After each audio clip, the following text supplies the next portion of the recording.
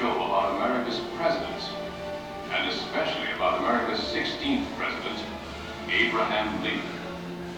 Ever since I was a small boy in Illinois, I had a great personal admiration for Abraham Lincoln. So when we decided to recreate some of the great moments in Mr. Lincoln's life for the World's Fair, we directed all our energies to that task. We wanted to bring to the people today the inspiring words of a man who held this nation together during its one of the greatest crisis, the Civil War. Now, to recreate a truly lifelike image of Lincoln, we use our new medium of audio